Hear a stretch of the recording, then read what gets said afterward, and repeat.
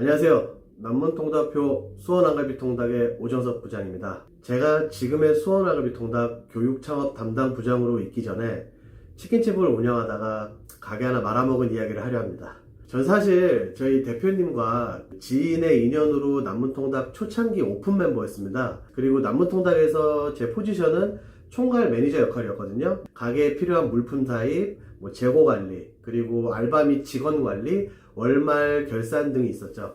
근데 말입니다. 오픈 하루 전에 주방실장을 맡았던 담당 과장이 못하겠다고 대표님께 문자 하나 남기고 잠수를 타버렸어요. 어쩌겠습니까? 그나마 오픈 전에 혹시 몰라서 제가 대표님 동생분이 예전부터 운영하시던 그 수원 야구장 앞에 깐부치킨이라는 곳에서 제가 주방을 3일 정도 배웠거든요. 주방에 제가 오픈 당일날 투입이 되었고, 그 후에 어쩔 수 없이 전 쭉 6개월간 주방을 맡아서 할 수밖에 없었어요. 많이 서툴고 안 하던 튀김 억지를 하다 보니까 손목에 무리가 많이 가서 관절염도 생기고, 결국 6개월 만에 저희 대표님께 눈물로 호소하면서 손 들었죠. 예전 지인분과 다른 일을 좀 잠깐 하다가 2018년도 1월에 갑자기 대표님이 전화 주셨어요. 동생분이 갑자기 몸이 안 좋으셔서 그 깐부치킨을 맡아서 해줄 사람이 없다. 오 부장이 책임감이 좀 있어 보이니까 위탁 운영 경영을 해줄 수 없겠냐는 제안이었습니다. 정말 좋은 제안이었습니다. 저는 투자금은 없었지만 약간의 보증금과 매월 위탁 수수료 한 150만원 정도만 내면은 대표님이 맡아서 운영하게끔 해주신다고 그랬거든요. 위탁 수수료 150만원 정도는 대표님이 깐부치킨 처음에 이제 오픈하실 때 일부분을 은행 대출 받으셨던 거, 거기에 한 이자가 월 150만원 정도였다고 제가 들었는데, 그거를 제 위탁 수수료로 책정을 해주신 거예요. 정말 파격적인 제안이죠. 가게 월세하고 대표님이 제안해주신 위탁수수료 150만원 정도만 책임지면은 나머지 수익은 전부 제 것이었으니까요. 와, 저는 생각했죠. 야, 이제 나도 이렇게 사장님이 되어보는구나. 얼마가 고민 끝에 그 대표님 제안을 수락하고 본격적으로 3월부터 이제 인수인계를 하고 시작을 했죠. 상권도 수원 KT 야구장 바로 앞이라 야구 시즌에 대박칠 부푼 꿈을 안고서 말이죠. 드디어 4월 야구 시즌 정말 정신없었습니다.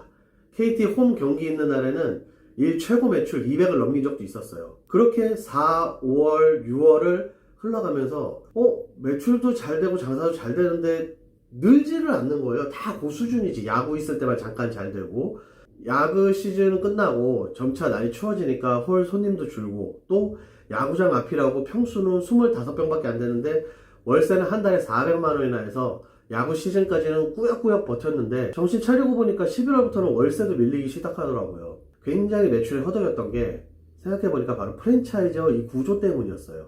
예를 들어 매장 손님들은 첫 번째 안주로는 치킨을 드세요. 근데 두 번째 안주로는 치킨 절대 안 드십니다. 왜? 배는 불렀으니까요. 대신에 이제 상큼한 과일 안주나 국물 안주 이런 것들 많이 찾으시거든요. 근데 프랜차이즈 구조상 본사에 없는 메뉴는 제가 마음대로 팔지도 도입하지도 못해요. 간장치킨에 제가 좀 더 이렇게 맛을 업그레이드해서 뭔가 첨가를 해서 그냥 간장 말고 마요 간장 해주세요. 이렇게 해서 마요네즈를 첨가한다거나 이렇게 해서 팔 수도 있는데 못 바꿔요. 프랜차이즈에서 허락을 안 해요. 가장 큰 재료값이 치킨값인데 옆에 시장만 나가도 치킨값이 얼마인지 뻔히 아는데 좀 굉장히 비싼 치킨을 본사에서 받아 쓸 수밖에 없는 실정이죠. 당연한 거예요. 프랜차이즈니까.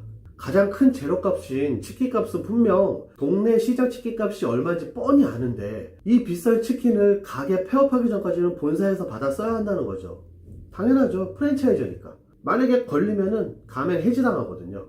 그렇게 추운 겨울 12월, 1월, 2월 버티고 더 이상 월세 밀린 게 감당이 안 돼서 또 대표님께 쥐지를 쳤습니다. 딱 1년 만이었어요. 이때 대표님은 거기 수원안갈비통닭이 영화 극한직업 덕분에 대박을 치시면서 연승행진을 하시던 터라, 그래 오 부장 그렇게 힘들면 깐부를 접자. 권리금을 적게 받아도 좋으니까 시설 권리금 정도만 생각해서 내놓고 저한테 이제 인수자 나타날 때까지만 운영해달라고 하셔서 3개월을 더 끌고 갔습니다. 근데 인수자는 안 나타나고 건물주와에 또 트러블 생기고 대표님도 저도 두 손 들고 그냥 폐업해버렸어요. 하지만 프랜차이즈 본사에서는 어떻게든 자기들이 양도양수를 시켜주겠다고 해서 제가 질질 끌고 왔던 거거든요, 대표님하고. 근데 나중엔 나몰라라 하더라고요. 그때 저희 대표님이 프랜차이즈에 대한 감정이 굉장히 안 좋아하셨죠.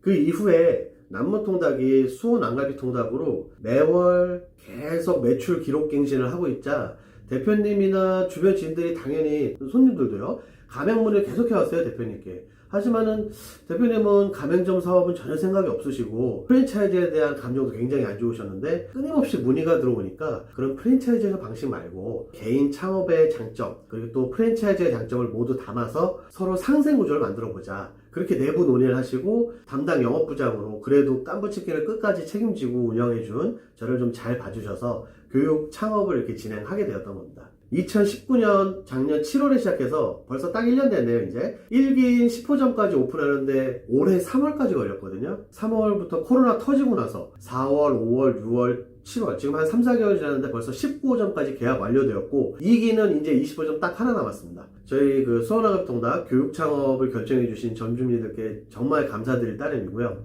현재는 제가 이제 깐부치킨을 운영하면서 느꼈던 그런 실패 요인들이나 이렇게 했으면은 좀 더 매장에 도움이 됐을 텐데 하는 것들 좀 메모하고 교육 커리큘럼을 만들어서 그런 부분들을 토대로 상담해 오시는 모든 분들께 알려드리고 있고 또 온라인상의 여러 창업 전문 카페에 제가 동호회 활동도 많이 하고 있거든요. 제가 아는 한도 내에서는 열심히 질문에 답글을 달아드리며 저같이 실패하는 사례가 나오질 않길 바라며 활동하고 있습니다. 네, 여기까지 저 오부장의 좀 실패담이었고요. 그럼 오늘 이만 줄이도록 하겠습니다. 앞으로 또 더 나은 컨텐츠로 한번 찾아뵙도록 하겠습니다. 아시죠?